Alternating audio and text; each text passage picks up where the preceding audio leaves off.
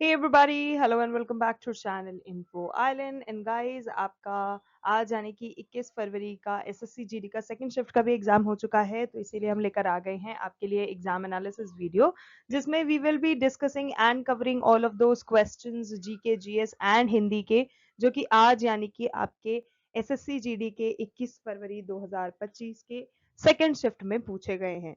So guys first shift का video already available है channel पे। अगर आपने एग्जाम एनालिसिस नहीं देखा है तो जल्दी से देख लो, it will help you guys a lot. If you guys have given the examination तब भी वीडियो को जरूर से देखना, आपको पता चलेगा कि मोटा मोटा आपने कितना परसेंट एग्जाम सही दिया है। अगर नहीं दिया है तब भी जरूर से देखना, बिकॉज इस तरह के जीके जीएस क्वेश्चंस आपको बिल्डअप करते हैं, आपकी प्रैक्टिस को, आपकी प्रिपरेशन को एक अनदर लेवल तक लेकर जाते हैं। ठीक है, सो जरूर से देखना। एंड यस, अगर चैनल पे नए हो, चैनल को सब्सक्राइब नहीं करा है तो प्लीज जल्दी से कर लो, it is free of cost guys. And yes, इसी तरह से ढेर सारा प्यार लुटाते रहो अपने दोस्तों, यारों, परिवारजनों सभी को वीडियो जरूर से सेंड कर देना, so that it will help them also and उनकी भी थोड़ी बहुत मदद हो जाएगी। तो चलिए जल्दी से वीडियो को शुरू करते हैं और देखते हैं कि किस प्रकार के क्वेश्चंस आज यानी कि 21 फरवरी के सेकंड शिफ्ट के आपके एसएससी जीडी के पेपर में पूछे गए थे।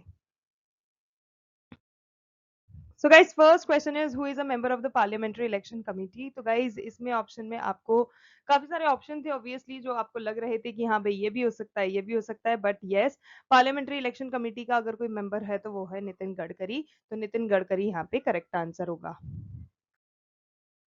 Next question, which has the highest amount of salt. तो गाइज इसमें जो वाटर की सलाइनिटी होती है ना, सॉल्टीएस्ट आपसे वाटर पूछा गया था। सो गाइज जो सलाइनिटी होती है वाटर की वो होती है 24.7 पीपीटी यानी कि parts per thousand, and it has been considered as a upper limit to demarcate brackish water. ठीक है, ये एक ऐसा वाटर होता है which is lying between Africa and Asia, and it is one of the saltiest bodies of water in the world owing to high evaporation and low precipitation। तो Asia और Africa के बीच में ये जो वाटर बॉडी है इसका एकदम खारा, एकदम सलाइन वाटर है। Okay, next question. The Water Pollution Control Board bill is at which level in 2024? So guys, basically 2024 में ये जो वाटर पोल्यूशन कंट्रोल बोर्ड का बिल है, ये दोनों ही स्तरों पर आया है, जिसमें आपका केंद्र का लेवल देखा जाए तो वो भी है और स्टेट का यानी कि राज्य का लेवल देखा जाए तो वो भी है। तो दोनों ही स्तरों पर है, केंद्र स्तर पे भी और राज्य स्तर पर भी। Next question, how many people from the Lok Sabha and Rajya Sabha each are required to remove the Chief Justice of the Supreme Court? तो guys अगर Chief Justice of Supreme Court को remove करना है तो 50 बंदे in total चाहिए रहेंगे, जो लोकसभा और राज्यसभा के टोटल करके। अब देख लेते हैं, थोड़ा सा एक्सप्लेनेशन मैं आपको दे देती हूँ कि किस तरह से ये पूरा प्रोसेस होता है। So guys basically impeachment in India is a quasi judicial process. ठीक है, when we talk about the impeachment of a जज, अगर हम एक किसी जज के इम्पीचमेंट की बात कर रहे हैं तो वो एक ऐसा प्रोसेस है जो कॉन्स्टिट्यूशन में हमारे दे रखा है, हमारे इंडियन कॉन्स्टिट्यूशन में दे रखा है। और जजेस इंक्वायरी एक्ट जो 1968 है उसके अंतर्गत उसकी सारी बातें दे रखी हैं, because it's not just a matter of immediate voting but an examination of charges of misbehavior or incapacity laid against the judge whichever in question। ठीक है, तो इसीलिए वो सारी चीजें जो है वो जजेस इंक्वायरी एक्ट 1968 के तहत होती हैं। ठीक है, जो प्रोसेस होता है it basically begins with a motion for impeachment which should be signed by certain number of parliamentarians. ठीक है, जो पार्लियामेंट को होते हैं, पार्लियामेंट में जो लोकसभा और राज्यसभा के लोग होते हैं जिनको हम पार्लियामेंटेरियंस बोलते हैं, सो उनसे साइन ऑफ करवाना जरूरी होता है। एंड इफ द जज in question is a Supreme Court और अ हाई कोर्ट जज, तो मोशन जो होगा वो इंक्लूड करेगा या तो 100 मेंबर या फिर जो 100 member of the lower house, lower house बोले तो लोकसभा, या फिर 50 मेंबर्स चाहिएंगे अपर हाउस के यानी कि राज्यसभा के। So as per your question, ठीक है, अगर आपको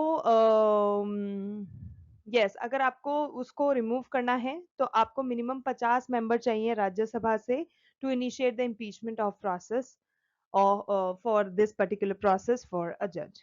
ठीक है, उसके बाद क्या होता है, वंस ये जो मोशन आ गया, ये साइन ऑफ हो गया, ये सबमिट हो गया to the presiding officer who is the speaker of the Lok Sabha और the chairman in the case of Rajya Sabha. ठीक है, अगर लोकसभा की बात करेंगे तो लोकसभा के स्पीकर की बात कर रहे हैं, राज्यसभा की अगर अपन बात कर रहे हैं तो जो चेयरमैन होगा राज्यसभा का वो, and is deemed acceptable an inquiry committee is formed. उसके बाद एक इंक्वायरी कमेटी बनाई जाती है साइन ऑफ के बाद, और ये जो कमेटी होती है इसमें 3 मेंबर्स होते हैं बेसिकली, एक सुप्रीम कोर्ट से होगा, ठीक है, एक सुप्रीम कोर्ट से होगा, एक चीफ जस्टिस होगा आपके हाई कोर्ट का, और एक डिस्टिंग्विश्ड ज्यूरिस्ट होगा, मतलब जो ना ही सुप्रीम कोर्ट का है, ना ही हाई कोर्ट का है, ना ही लोकसभा का है, ना ही राज्यसभा का है, एक डिस्टिंग्विश्ड ज्यूरिस्ट होगा which is you know away and apart from all of these people, and these 3 people are basically responsible for investigating the charges जो भी फिर उस पे लगाए गए हैं, etc etc.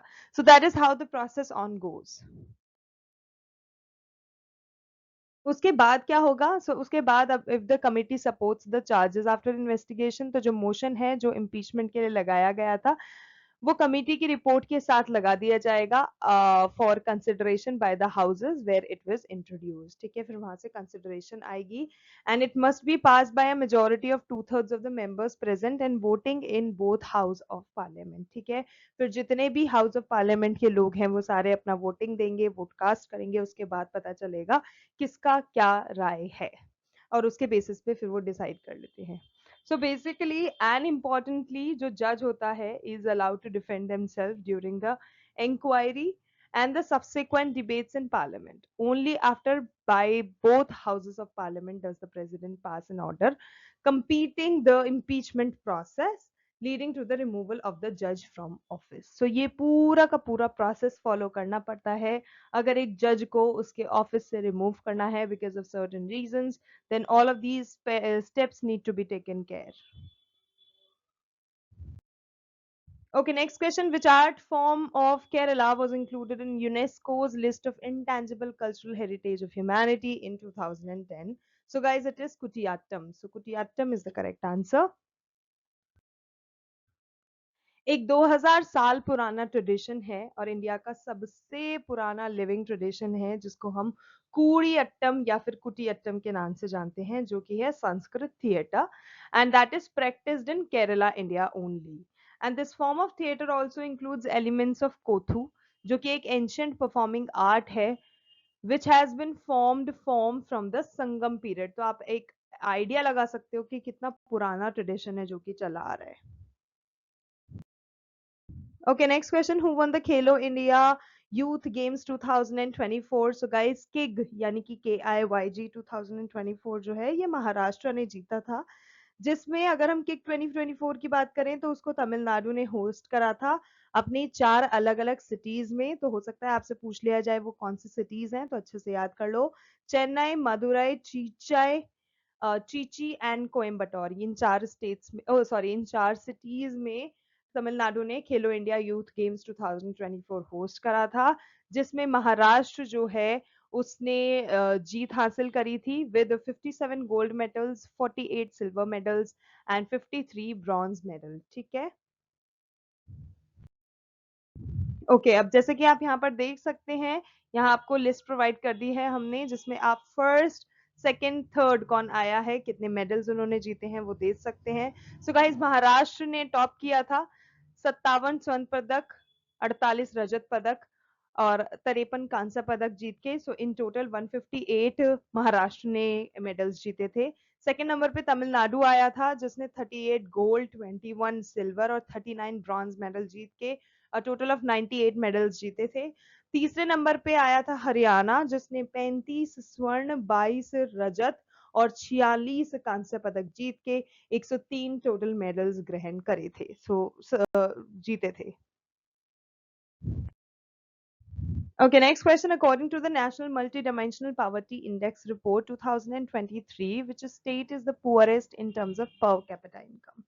So guys, इसका आंसर बिहार होगा। ठीक है, सो बिहार, झारखंड और उत्तर प्रदेश, ये ऐसी स्टेट्स हैं जो कि इमर्ज हुई हैं as the poorest states in India according to NITI Aayog first multi dimensional poverty index report, जो कि एमपीआई रिपोर्ट लागू करती है, रिलीज करती है ना नीति आयोग, उसमें ऐसा आया है कि जो बिहार है that is the poorest of all times state. So Bihar is the correct answer. उसके बाद झारखंड और उत्तर प्रदेश का भी नंबर आता है। ओके, अगला है in which cities was the junior badminton championship held in Bihar in 2024। So guys, Supaul और पटना के सिटीज में जूनियर बैडमिंटन चैंपियनशिप हुआ था 2024 का।